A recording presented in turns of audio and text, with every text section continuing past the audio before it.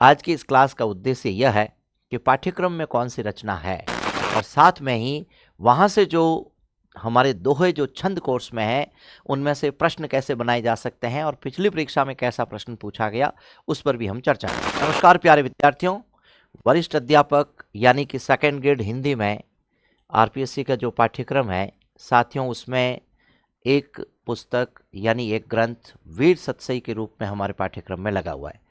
जैसा कि आप देख रहे हैं मेरे पीछे की जो ये स्लाइड है, इसमें वीर सतसई के संबंध में दो ग्रंथों की कवर पृष्ठ आपके सामने दिख रही है।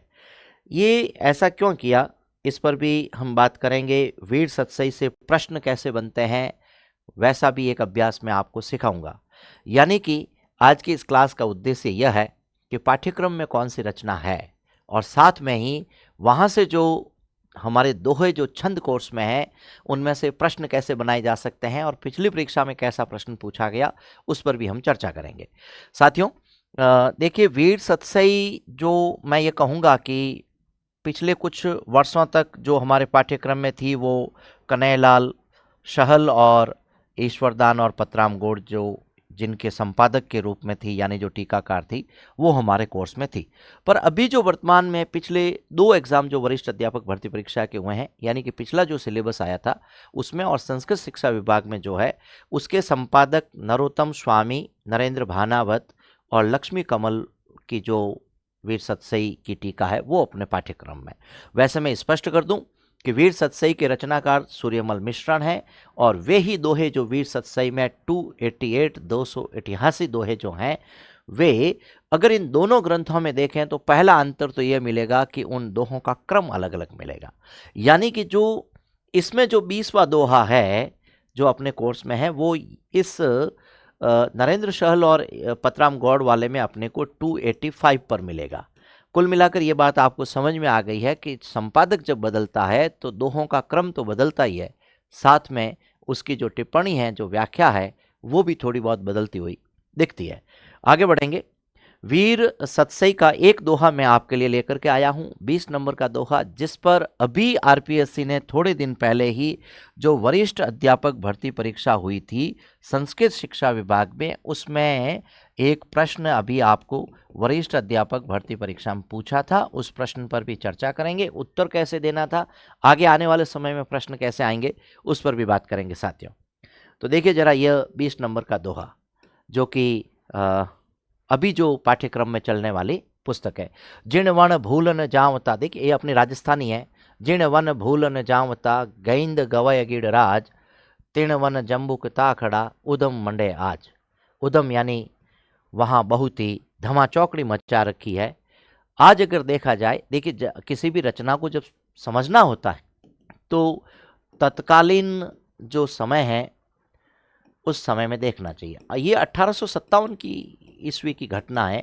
सूर्यमल मिश्रण 1857 की घटना को देख करके जब ये वीर सतसई लिखते हैं तो हमें भी उसके संदर्भ में ही सोचना चाहिए। आज का मतलब 1857 का दिन है। देखिए, जिस वन, शब्दार्थ देखते हैं। जिस वन में भूल कर भी नहीं जाते थे, कौन कौन नहीं जाते थे? गजेंद्र। गजेंद्र कौन है? गैंद, बड़े बड़े हाथी जिसे गजेंद्र कहते हैं। इसके बाद दूसरा शब्द आया गवाएं। गवाएं का मतलब है गेंडे, यानी, और अगला शब्द आया है गिड़राज। गिड़राज का मतलब होता है शुकर। शुकर का मतलब होता है साथियों जिसे जो जंगली शुअर होते हैं उसके लिए आया।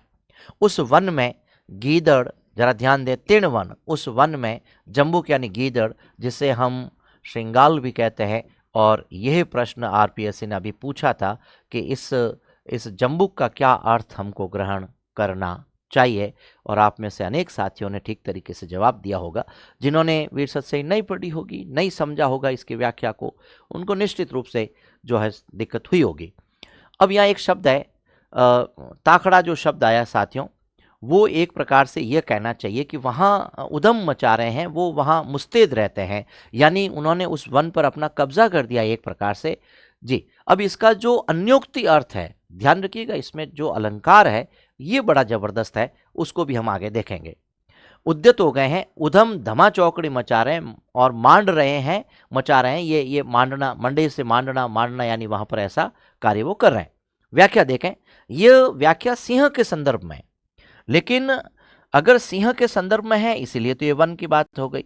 लेकिन अगर 1857 की ईस्वी की बात करते हैं साथियों, तो यह सिंह से मतलब भारत के वीर योद्धा हैं और वन से मतलब ये भारत देश है। तो भारत देश की स्थिति यह हो गई थी कि जिस वन में बड़े बड़े हाथी, गैंडे, वराह, याद रखें शुअर को वराह भी कहते हैं, नहीं जाते थे, उसी वन की आज स्थिति यह हो गई है कि गीदड़ जैसे जो डरपोक, जो जो कहना चाहिए कमजोर जो जानवर होते हैं, उन लोगों ने, उन्होंने भी, वे बड़े उद्यत बना रहे हैं, यानी उन्होंने वहां पर उद्यम मचा रखा है, अपना कहना चाहिए साम्राज्य बना दिया है।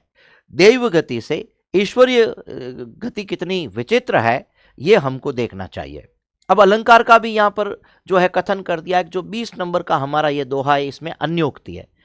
तो साथियों कहना चाहिए कि प्रत्यक्ष को बात समझ में आ जाए और अप्रत्यक्ष का कथन किया जाए जी, तो वहां पर अन्योक्ति होती है। अब समझानी तो यह बात भारत के वीर योद्धा, राजपूत और यहाँ के क्षत्रियों को है, और उदाहरण किसका दिया है? शेर और वन और गीदड़ का दिया है। अब इसमें अनुप्रास भी है। अनुप्रास किस तरीके से है? जब किसी वर्ण की आवृत्ति होती है तो अनुप्रास बनता है। तो साथियों यहाँ ज वर्ण की आवृत्ति हो रही है खूब जगह पर, ग वर्ण की आवृत्ति हो रही है यहाँ पर। तो अनेक जो वर्ण है जिसमें एक से अधिक वर्णों में यहाँ पर हम अनुप्रास देख सकते हैं, और वो भी वृत्तीय अनुप्रास आ रहा है। 2 वर्णों में, 2 शब्दों में, 2 वर्णों में 6 का अनुप्रास भी आ रहा है, यानी कि अनुप्रास के भेद यहाँ पर है।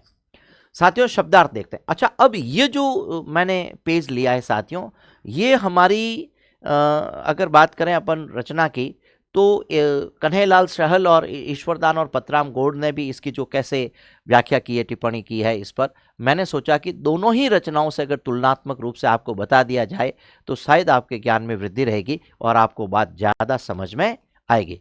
तो साथियों क्या लिखते हैं ये, जो पहले जो इसकी रचना थी कोर्स में, गैंद का मतलब गजेंद्र, हाथी के लिए गवय यानी गेंडा, गिडराज यानी शूकर जिसे अपन वरा कहते हैं, ताखड़ा का मतलब ये मुस्तैद हो गए, वहां पर जो है वो एक्टिव हो चुके हैं, मंडे का मतलब मचा रहे हैं।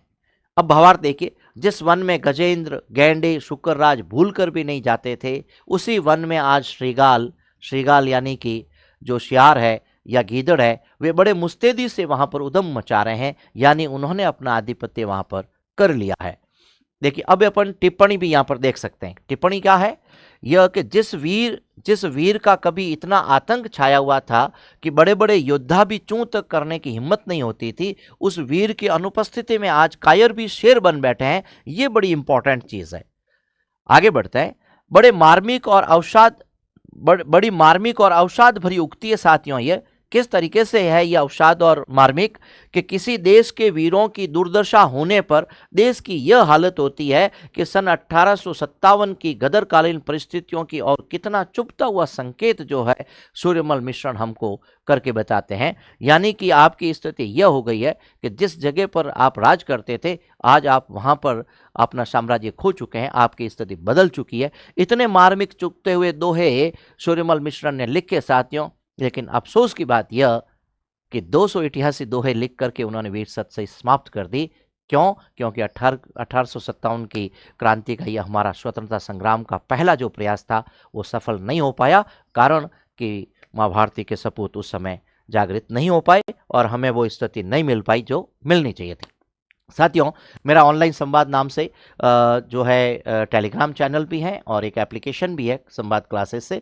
तो यदि आप लोगों को लगता है कि सर से जुड़े रहें और अधिक जानकारी मिलती रहें, तो इन दोनों ही जो है एप्लीकेशन पर, दोनों ही स्थानों पर आप जो है मेरे साथ जुड़ें, और भी अन्य अनेक जानकारियाँ आपके लिए लेकर के आता रहूँगा।